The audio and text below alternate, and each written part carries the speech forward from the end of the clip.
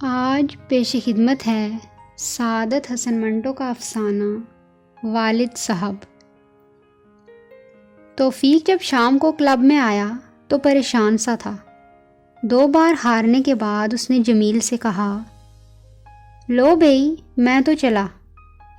جمیل نے توفیق کے گورے چٹے چہرے کی طرف غور سے دیکھا اور کہنے لگا، اتنی جلدی؟ ریاض نے تاش کی گڈی کے 2 حصے کر کے انہیں بڑے ماہر انداز میں پھینٹا۔ اس کی نگاہیں تاش کے پھڑپھڑاتے پتوں پر تھی، لیکن روئے سخن توفیق کی طرف دیکھا۔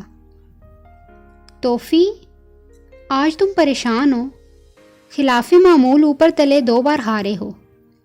ایسا معلوم ہوتا ہے کہ آج شام کو ہسپتال میں نرس مارگریٹ نے تمہارے رومانس کو پوٹاسیم برومائڈ پلا دیا۔ جمیل نے ایک بار پھر غور سے توفیق کے چہرے کی طرف دیکھا۔ کیوں توفیق، آج ٹمپریچر کیسا رہا؟ نصیر اپنی کرسی پر سے اٹھا اور توفیق کی انگلیوں میں سے پھنسا ہوا سگریٹ نکالا اور زور کا کش لے کر کہنے لگا، سب بکواس ہے۔ توفیق نے آج تک جتنے رومانس لڑائے ہیں سب بکواس تھے۔ یہ نرس مارگریٹ کا قصہ تو بالکل من گھڑت ہے۔ مری کی ٹھنڈی ہواؤں سے یہاں لاہور کی گرمیوں میں آنے کے باعث سرسام ہو گیا ہے۔ توفیق اٹھ کھڑا ہوا۔ بکو نہیں، نصیر ہنسا۔ اگر نہیں ہوا تو آج کل میں ہو جائے گا۔ بتاؤ تمہارے ابا کب تک اسپتال میں رہیں گے؟ یہ کہہ کر وہ توفیق کی کرسی پر بیٹھ گیا۔ توفیق نے اپنے کلف لگے ململ کے کرتے کی ڈھیلی آستینوں کو اوپر چڑھا دیا اور جمیل کے کندھے پر ہاتھ رکھ کر کہا، چلو چلیں، میری طبیعت یہاں گھبرا رہی ہے۔ جمیل اٹھا۔ بھئی توفیق، تم کوئی بات چھپا رہے ہو، ضرور کوئی گڑبڑ ہوئی ہے۔ گڑبڑ تو کچھ نہیں، نصیر کی بکواس سے کون ہے جس کی طبیعت نہیں گھبراتی؟ توفیق نے جیب سے باجا نکالا اور منہ کے ساتھ لگا کر بجانا شروع کر دیا۔ نصیر نے اپنی ٹانگیں میز پر پھیلا دیں اور زور سے کہا، بکواس ہے، سب بکواس ہے۔ یہ دھن جو تم بجا رہے ہو رشید اترے کی ہے، اور رشید اترے کی کوئی دھن سن کر آج تک کوئی اینگلو انڈین یا کرسچین نرس بے ہوش نہیں ہوئی۔ بہتر ہوگا اگر تم رومال پر تھوڑا سا کلوروفارم چھڑک کر لے جاؤ۔ ریاض نے تاش کی گڈی رکھ دی اور نصیر کی ٹانگیں ایک طرف ریل دی۔ کچھ بھی ہو، لیکن ہم اتنا جانتے ہیں کہ توفیق جہاں اپنی گاڑی کا ہارن بجائے تو لڑکیاں سن کر اس پر فریفتہ ہو جاتی ہیں۔ نصیر نے سگریٹ کی گردن ایش ٹرے میں دبائی۔ اور سائیکل کی گھنٹی بجائے تو آسمان سے فرشتے اترنا شروع ہو جاتے ہیں۔ ایک دفعہ اس کی کھانسی کی آواز سن کر باغِ جناح کی ساری بلبلیں اپنی نغمہ سرائی بھول گئی تھیں۔ بڑا ہنگامہ ہو گیا تھا۔ ماسٹر غلام حیدر نے پورا 1 مہینہ ان کو ریہرسل کرائی، تب جا کر وہ کہیں ٹوں ٹاں کرنے لگی۔ توفیق کے سوا باقی سب ہنسنے لگے۔ نصیر ذرا سنجیدہ ہو گیا، اٹھ کر توفیق کے پاس گیا اور اس کی کلف لگے ململ کے کرتے کی ایک شکن درست کی اور کہا، مذاق برطرف، لو اب یہ بتاؤ کہ اسپتال کی لونڈیا سے تمہارا معاملہ کہاں تک پہنچا؟ میں تو سمجھتا ہوں وہیں کا وہیں ہوگا۔ ایک شریف آدمی اپینڈکس کا آپریشن کرانے پڑا ہے۔ مقررہ اوقات پر تمہاری نرس صاحبہ تشریف لاتی ہیں۔ جناب صرف 1 دفعہ صبح اور 1 دفعہ شام وہاں جا سکتے ہیں۔ مریض، اور وہ بھی قبلہ والد صاحب، وہ مریض اپینڈکس اور تم مریض عشق۔ ریاض نے قریب قریب گا کر کہا، مریض عشق پر رحمت خدا کی۔ نصیر کی رگیں مذاق پھڑک اٹھی، اور مریض عشق پر جب خدا کی رحمت نازل ہوتی ہے تو وہ بینڈ ماسٹر بن جاتا ہے۔ آج تو توفیق کا منہ باجا بجا رہا ہے۔ خدا کی رحمت شامل ہوئی تو آہستہ آہستہ اس کے ساتھ دوسرے مریضان عشق بھی شامل ہو جائیں گے۔ پھر یہ براتوں کے ساتھ منہ میں کلارنٹ دبائے فلمی ٹیونیں بجایا کرے گا۔ ہیرا منڈی سے گزرتے ہوئے اس کی گال دونکھنی کی طرح پھولیں گی، گلے کی رگیں ابھر آئیں گی اور رنڈیاں کوٹھوں پر سے اس پر رحمت خداوندی کے پھول برسائیں گی۔ توفیق تنگ آ گیا، ہاتھ جوڑ کر نصیر سے کہنے لگا، خدا کے لیے یہ بانڈ پنا بند کرو۔ نصیر نے جمیل کی طرف دیکھا۔ لو صاحب، ہم بانڈ ہو گئے۔ دنیا بھر کی نقلیں یہ اتاریں، زمانے بھر کی خرافات یہ بکیں، اور بانڈ ہم کے لائیں۔ یہ تو آج انہیں منہ میں گھنگریاں ڈالے دیکھ کر میں نے چھیڑخانی شروع کر دی کہ شاید اسی ہیلے سے اکسیں، منہ سے کچھ بولیں۔ ورنہ جائے استاد خالی است، کجا دام دام کجا ٹیں ٹیں۔ یہ کہہ کر اس نے توفیق کے کلف لگے ململ کے کرتے کی شکن درست کی۔ بھئی توفیق، ذرا چہکو تو، کیا ہو گیا ہے تمہیں؟ توفیق نے جیب سے سگریٹ نکالا، ایک سگریٹ سلگایا، کش لیتا کرسی پر بیٹھ گیا۔ میز پر سے تاش کی گڈی اٹھائی اور کھیلنے لگا، لیکن نصیر نے لپک کر پتے اٹھا لیے۔ یہ بڈھے جرنیلوں کا کھیل ہے، جو زندگی میں کئی بار اپنی تمام کشتیاں جلا چکے ہوتے ہیں۔ تم اتنے مایوس کیوں ہو گئے ہو؟ مارگریٹ نہ صحیح تو کوئی اور صحیح۔ یہ کہہ کر وہ جمیل اور ریاض سے مخاطب ہوا۔ یار بتاؤ، یہ فنالا کون ہے؟ خوبصورت ہے، چندے آفتاب چندے مہتاب ہے، پانی پیتی ہے تو گردن میں سے دکھائی دیتا ہے نا۔ جمیل توفیق کے پاس بیٹھ گیا اور فارسی کا محاورہ پڑھنے لگا۔ توفیق خاموش رہا۔ میں پوچھتا ہوں، خوبصورت ہے؟ اس کی گردن دیکھ کر گردن توڑ بخار ہوتا ہے یا نہیں؟ نصیر یہ کہتا کہتا میز پر بیٹھ گیا۔ مینڈکوں کو جو زکام ہوتا ہے، اس کا علاج تو وہ بخوبی جانتی ہوگی۔ خدا کے لیے مجھے اس سے ملاؤ، ورنہ مجھ پر ہسٹیریا کے دورے پڑنے لگیں گے۔ جمیل نے ریاض کی طرف دیکھا۔ ریاض اس کو کئی مرتبہ دیکھ چکا ہے۔ ریاض کے دیکھنے سے کیا ہوتا ہے؟ اس کو تو اندورتا ہے۔ نصیر مسکرایا۔ جمیل نے پوچھا، یہ اندورتا کیا ہوتا ہے؟ نصیر نے ریاض کے چشمہ لگے چہرے کو گور کے دیکھا اور جمیل کو جواب دیا، جناب، یہ ایک بیماری کا نام ہے۔ اس کے مریض عورتوں کو نہیں دیکھ سکتے، چاہے اصلی پتھر کا چشمہ لگائیں۔ ریاض مسکرا دیا۔ شاید اسی لیے مجھے مارگریٹ میں وہ حسن نظر نہیں آیا تھا جس کی تعریف توفی نے زمین و آسمان کے کلابے ملا کر کی تھی۔ توفیق نے اپنا جھکا ہوا سر اٹھا کر ریاض کی طرف دیکھا اور پوچھا، کیا وہ حسین نہیں تھی؟ ریاض نے جواب دیا، ہرگز نہیں، صاف ستھری لڑکی البتہ ضرور تھی، لانڈری سے آئی ہوئی تازہ شلوار کی طرح۔ نصیر ابھی کچھ اور کہنا چاہتا تھا کہ ریاض بول اٹھا، ہاں یار، ایک لڑکی اس نے شلوار قمیض پہنی ہوئی تھی، ان کپڑوں میں کافی اچھی لگ رہی تھی۔ میں اور توفی موٹر میں تھے، توفی ڈرائیو کر رہا تھا۔ موٹر اسپتال کے پھاٹک میں داخل ہوئی اور اسٹیئرنگ توفی کے ہاتھوں کے نیچے پھسلا۔ لڑکی دیکھ کر ہمیشہ اس کی یہی کیفیت ہوتی ہے۔ میں نے سامنے دیکھا تو وہ شلوار قمیض پہنے مٹکتی چلی جا رہی تھی۔ توفی نے موٹر عین اس کے پاس روکی اور کہا، گڈ مارننگ۔ وہ مسکرائی، لکھنوی انداز میں دایاں ہاتھ ماتھے تک لے گئی اور کہنے لگی، آداب عرض ہے۔ جیسا لباس ویسی بولی، لونڈیا چالاک ہے۔ توفی ابھی کوئی فکرہ موضوع کہہ ہی رہا تھا کہ وہ چھوٹے چھوٹے قدم مگر تیز قدم اٹھاتی آگے بڑھ گئی۔ توفی سینے پر دوہتھڑ مار کر کہنے لگا، ہائے مار ڈالا۔ اتنے میں مارگریٹ کا عکس بیک ویو مرر میں نمودار ہوا۔ توفی نے بڑے تھیٹری انداز میں اس کی طرف دیکھا اور موٹر اسٹارٹ کر دی۔ تمہاری اس گفتگو سے ثابت کیا ہوا؟ نصیر نے اپنے گھنگریالے بالوں کا ایک گچھا مروڑتے ہوئے کہا، بات یہ ہے کہ جب تک یہ خاکسار بکل میں خود اس لونڈیا کو نہیں دیکھے گا، کچھ بھی ثابت نہیں ہوگا۔ جھوٹ بولوں تو توفی ہی کا منہ کالا ہو۔ توفیق خاموش سگریٹ کے کش لیتا رہا۔ جمیل نے اپنی کرسی ذرا آگے بڑھائی اور ریاض سے پوچھا، اچھا بھئی، یہ تو بتاؤ، توفی نے کبھی اسے موٹر کی سیر نہیں کرائی؟ ریاض نے جواب دیا، ایک دفعہ اس نے کہا تھا تو اس سے مجھے یاد نہیں رہا اس نے کیا جواب دیا تھا۔ بات دراصل یہ ہے کہ توفی کو کھل کر بات کرنے کا موقع ہی نہیں ملا۔ ٹمپریچر لینے یا ٹیکا لگانے کے لیے آتی ہے تو باپ کی موجودگی میں یہ اس سے بات نہیں کر سکتا۔ پھر بھی اشاروں کے نایوں میں کچھ نہ کچھ ہو ہی جاتا ہے۔ میرا خیال ہے یہ ادائیں آج صرف اسی لیے ہیں کہ اس کے ابا جان 2-3 دنوں میں اسپتال چھوڑنے والے ہیں، کیونکہ زخم اب بالکل بھر چکا ہے۔ کیوں توفی؟ توفیق نے صرف اتنا کہا، مجھے ستاؤ نہیں یار، اور اٹھ کر باہر باغ میں چلا گیا۔ نصیر نے اپنی ٹھوڑی ہاتھ میں پکڑی اور چہرے پر گہری فکر مندی کے نشانات پیدا کر کے کہا، کہیں لمڑے کو عشق تو نہیں ہو گیا؟ توفی اور عشق دو متضاد چیزیں ہیں۔ ریاض کرسی پر سے اٹھا اور سنجیدگی سے کہنے لگا، کوئی اور ہی چیز ہوئی ہے جناب کو.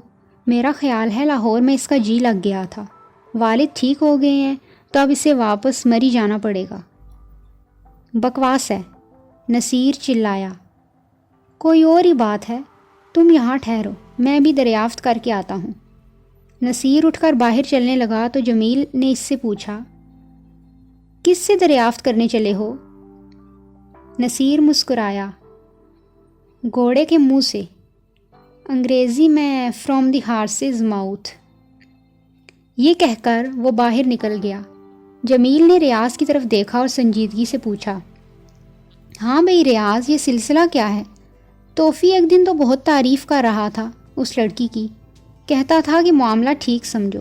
کیا ٹھیک ہے؟ ہاں ٹھیک ہی ہوگا. میرا مطلب ہے ایسا کون سا قلعہ ہے جو توفی کو سر کرنا ہے؟ ایک دن تو کوریڈور میں بیٹھے کافی میٹھی میٹھی باتیں کر رہے تھے. کیا مجھے بھی تو بتاؤ. میں نے پاکٹ بک میں نوٹ کی ہوئی ہیں، کسی روز تمہیں پڑھ کر سناؤں گا. جمیل کے ہونٹوں پر مسکراہٹ پیدا ہوئی. مذاق کرتے ہو یار، سناؤ نا کوئی بات. میرا مطلب ہے یہ بتاؤ کہ میں کبھی اس نرس کو دیکھ سکتا ہوں؟ ہاں جب چاہو دیکھ سکتے ہو. ہسپتال چلے جانا، فیملی وارڈ میں تمہیں نظر آ جائے گی. لیکن کیا کرو گے دیکھ کر؟ تمہارا قد بہت چھوٹا ہے اور وہ تم سے پوری ایک بالش اونچی ہے. ارے یار، اس قد نے تو مجھے کہیں کا نہیں رکھا. بتیرے علاج کروا چکا ہوں، ایک سوئی برابر بھی اونچا نہیں ہوا. اچھا، میں یہ کہہ رہا تھا ریاض، باپ کی موجودگی میں توفی اس سے اشارے بازی کیسے کرتا ہوگا؟ نہیں، لڑکا تو ہوشیار ہے. ریاض نے تاش کی گڈی اٹھائی اور پتے پھینٹنے شروع کیے. اچھی خاصی مصیبت ہے. ہر وقت یہی تڑکا کہ والد دیکھ نہ لے، تاڑ نہ جائے. کہتا تھا جوں ہی اس کی نگاہیں میری طرف اٹھتی تھیں میری نظریں نیچی کر لیتا تھا. جب وہ آتی تھی تو 10-15 منٹوں میں غریب کو صرف 3-4 موقع آنکھ لڑانے کو ملتے تھے. جمیل نے پوچھا، ڈی ایس پی ہے نا توفی کے ابا جان؟ ہاں بھئی، باپ ہونا ہی کافی ہوتا ہے، اوپر سے ڈی ایس پی. جمیل نے آہ بھری. میرے تمام رومانس غارت کرنے والے میرے ابا جان ہی تو ہیں. حج سے پہلے ان کی غارت گردی اتنے زوروں پر نہ تھی، پر جب سے آپ خانہ کعبہ سے واپس تشریف لائے ہیں آپ کی غارت گردی عروج پر ہے. سوچتا ہوں شادی کر لوں اور بیٹھا اپنی اولاد سے انتقام لیتا رہوں. ریاض مسکرایا. حج کرنے جاؤ گے؟ ایک نہیں 10 دفعہ. صاحب زادے کو بھی ساتھ لے کر جاؤں گا. یہ کہہ کر اس نے میز پر زور سے مکہ مارا. آواز کے ساتھ ہی نصیر داخل ہوا. ریاض اور جمیل دونوں اس کی طرف غور سے دیکھنے لگے. نصیر انتہائی سنجیدگی کے ساتھ کرسی پر بیٹھ گیا. جمیل کے دماغ میں خود بدھ ہونے لگی. کچھ دریافت کیا؟ سب کچھ. نصیر کا جواب انتہائی مختصر تھا. ریاض نے پوچھا، توفی کہاں ہے؟ نصیر نے جواب دیا، مری چلا گیا ہے. نصیر کا یہ جواب سن کر ریاض اور جمیل دونوں بیک وقت بولے، مری چلا گیا ہے واپس؟ جی ہاں، مری واپس چلا گیا ہے. اپنی موٹر میں ہسپتال سے یہاں سیدھا کلب آیا، یہاں سے سیدھا مری روانہ ہو گیا. نصیر نے ایک ایک لفظ چبا چبا کر ادا کیا. جمیل بے چین ہو گیا. آخر ہوا کیا توفی کو؟ نصیر نے جواب دیا، حادثہ. جمیل اور ریاض دونوں بولے، کیسا حادثہ؟ بتاتا ہوں. یہ کہہ کر نصیر نے جیب سے سگریٹ کی ڈبیا نکالی جس میں کوئی سگریٹ نہیں تھا. ڈبیا ایک طرف پھینک کر وہ ریاض اور جمیل سے مخاطب ہوا. معاملہ بہت سنگین ہے. جمیل نے ریاض سے کہا، میرا خیال ہے توفی پکڑا گیا ہوگا. ریاض نے کہا، معلوم ایسا ہی ہوتا ہے. آدمی کب تک کسی کی آنکھوں میں دھول جھونک سکتا ہے. ڈی ایس پی نے فوراً تاڑ لیا ہوگا. لیکن نصیر، تم بتاؤ، توفی نے تم سے کیا کہا؟ بتاتا ہوں، ایک سگریٹ تو دینا جمیل. جمیل نے اس کو ایک سگریٹ دیا اور اسے سلگا کر اس نے بات شروع کی. باپ کی موجودگی میں اس کی نرس سے اشارہ بازی ہوتی تھی. یہ تو تم لوگوں کو معلوم ہے. یہ سلسلہ اشارے بازی کا بہت دنوں سے جاری تھا. توفی اس میں خاصا کامیاب رہا تھا.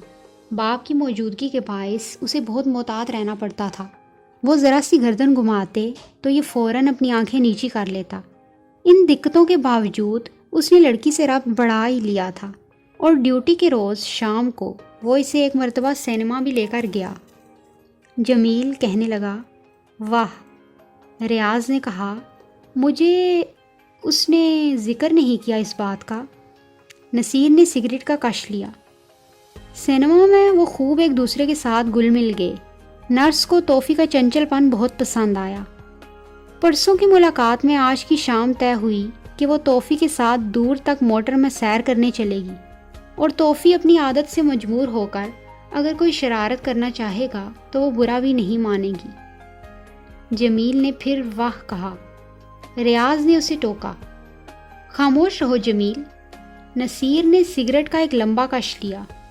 پرسوں کی ملاقات میں جو کچھ طے ہوا تھا میں آپ کو بتا چکا ہوں۔ توفی بہت خوش تھا۔ اپنے خیال کے مطابق وہ ایک بہت بڑا میدان مارنے والا تھا۔ کرم الہی سے اس نے 6 کوپن بھی لے لیے تھے۔ اس کی پرمٹ پر بیئر کی 6 بوتلیں بھی حاصل کر لی تھی، جو غالباً ابھی تک امتیاز کے فریج میں ٹھنڈی ہو رہی تھی۔